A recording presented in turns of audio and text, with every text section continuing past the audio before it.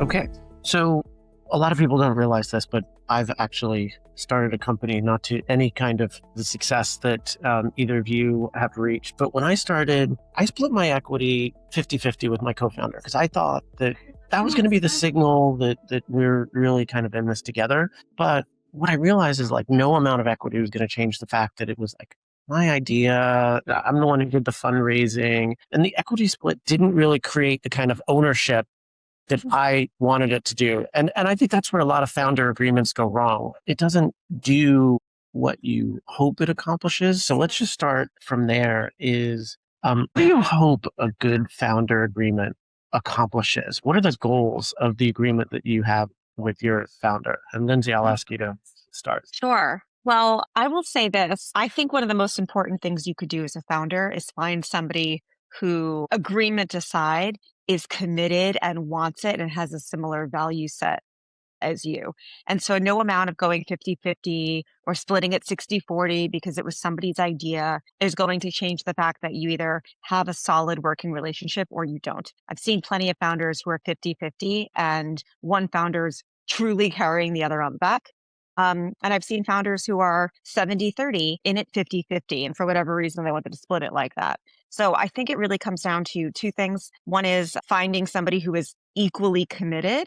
And the second is knowing that equity it's not just like an early, oh, we're going to have an agreement. That's going to carry you through many rounds of dilution as well. And so I think as a founder, you need to be thinking through, what matters for you as you're finding a co-founder, um, and what feels fair, which is a word I always come back to as you continue through the rounds of funding. And Ravi, what about you? What did you aim for with your agreement, and what would you advise founders? Most of my career as a banker helping to either sell companies or find an exit for companies or helping companies fundraise. I worked on cap tables basically on most of my professional career, and so many interesting cases with broken cap tables, shareholder or founder co-founder alignment being broken, and that doesn't necessarily help. So it comes back to one thing that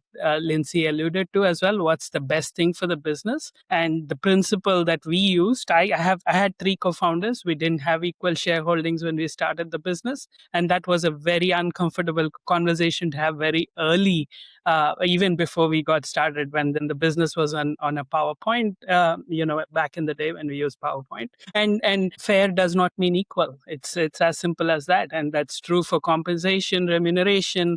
That's true for equity as well. It had to be fair, and it has to be fair with keeping the business in mind. And then as long as it's fair, and fair and equal are two different things.